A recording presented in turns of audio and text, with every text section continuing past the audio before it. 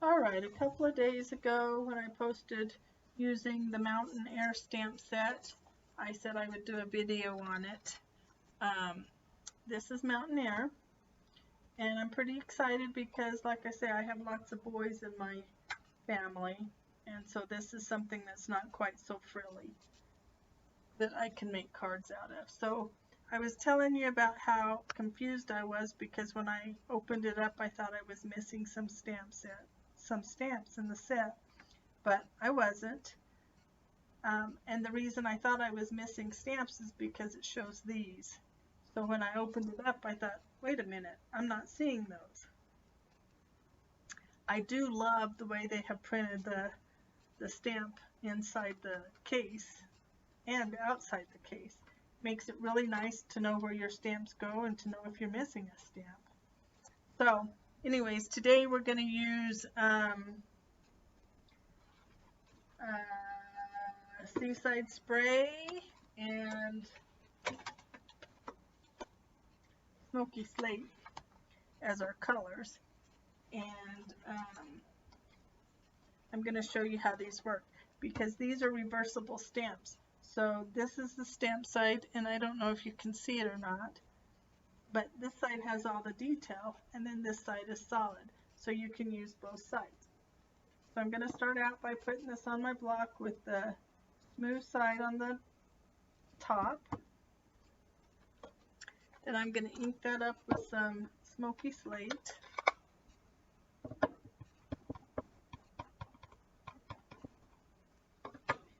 And I'm just using these colors because in this area the mountains are covered in snow.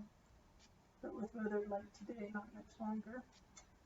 Okay, so I'm going to stamp that, and then I'm going to move it up just a little bit and over a little bit and stamp again.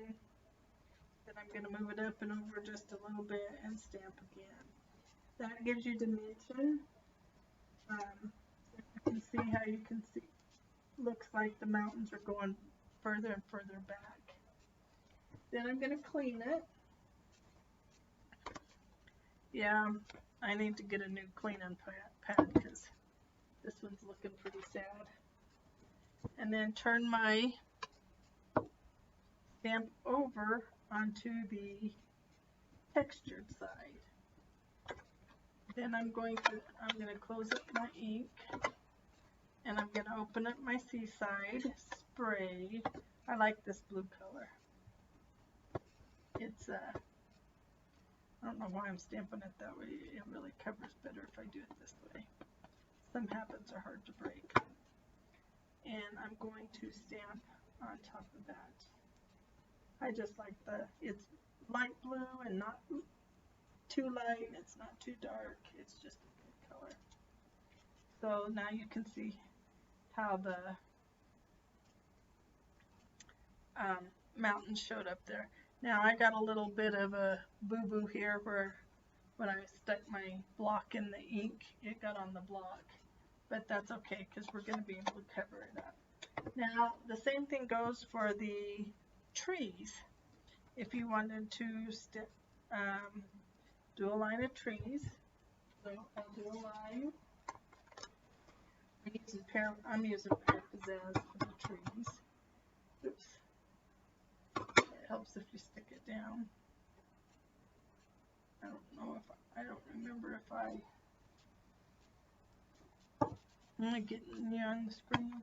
Okay, so I'm going to ink up my solid side of my trees, and I'm going to stamp them. So you see how you get the solid. And then I got to clean it. If you don't clean it, it won't stick to your block. I think that's probably why that one wasn't sticking a while ago. It's because it was probably a little dirty still. I'm going to turn it over to the textured side and ink it up.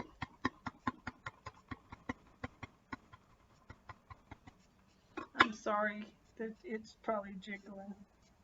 Now you could do this in a different color if you wanted to, but I'm just doing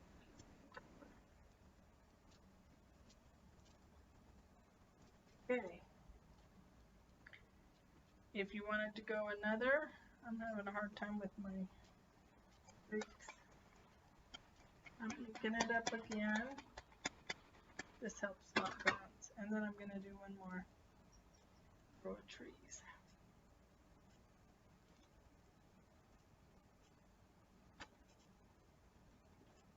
Okay, so to make my card, then I'm going to take my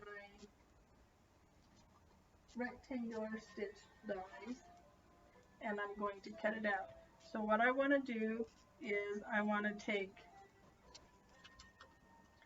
so it's going to look like this when I put it on. So this die fits in between. So this die will be on blue, and then this die fits in between. So this die will be on blue, and then this die fits around. So you want to use a die if you're going to use dies. And that gives you the right spacing, because you know I did the triple step stamping tutorial here not that long ago, and because I'm not over it, I thought we'd do it today. Now this is a little differently because last time we stacked the cards. This time it's just one stamp image and then we're going to cut it out. So I've already ran it through my Big Shot. So as you can see, when it comes out, it's in pieces. And I'm going to put these right back in here so I don't lose them, because I have a tendency to knock them into my trash can and then they're gone forever. So then the way I'm going to stack this card up. So this is what it looks like when you finish stamping it, and then this is what it looks like when you finish cutting it. Oh, I didn't stamp the clouds and stuff on there. Now the clouds works the same way, the trees work the same way. So see, you've got smooth trees, and then if you turn it over, you've got textured trees. And same way with the clouds, you can turn it over and stamp a solid cloud if you want a solid cloud. The same thing works with the moon. And then the dies, obviously the dies go with it if you want dies. So I'm going to take this in my silicone pad, and then we're going to have a smoky slate card base.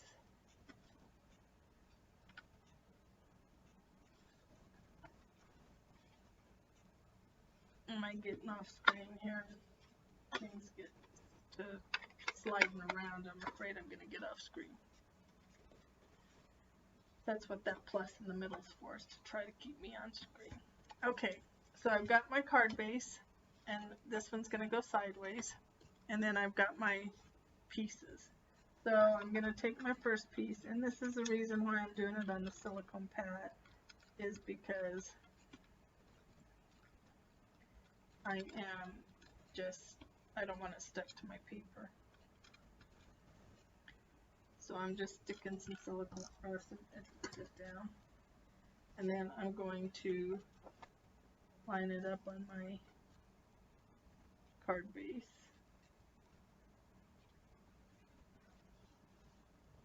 Just like that. So then I'm going to take the next layer and I'm going to do the same thing on it for the next layer. Oops. That one's a little bit too long. I'm going to have to trim the edge of that one off just a hair. So hold on just a second while I do that. Okay.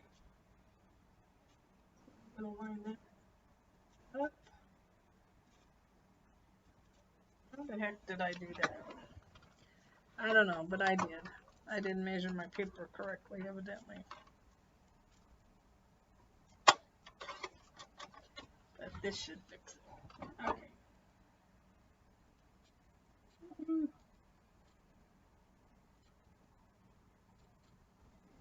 Sometimes I wonder about me when I'm cutting paper. Okay, so the next layer is blue, and I'm just going to keep doing this until it's all layered together.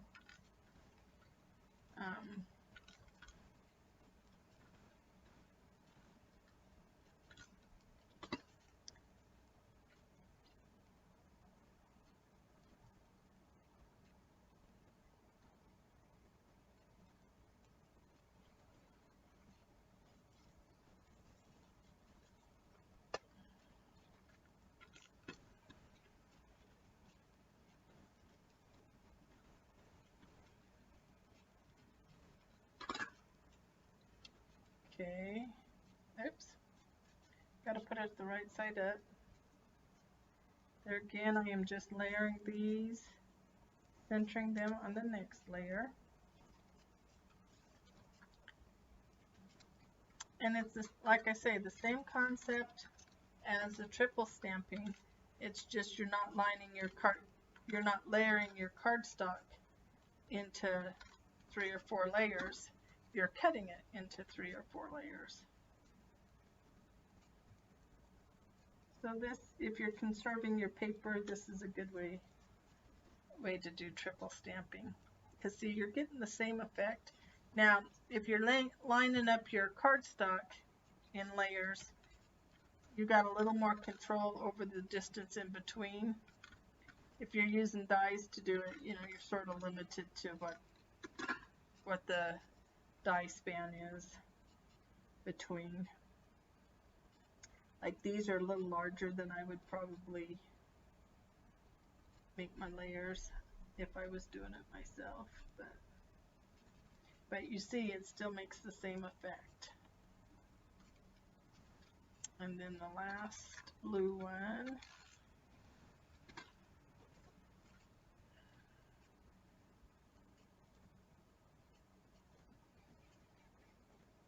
And the last white one. And you can see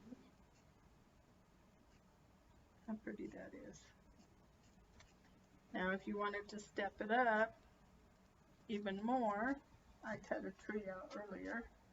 You could add a tree to it. I don't think I'm going to put any greeting or anything on it because I don't know what I want to use it for yet. Whether it'll be a birthday or a thinking of you, because my guys are all in college.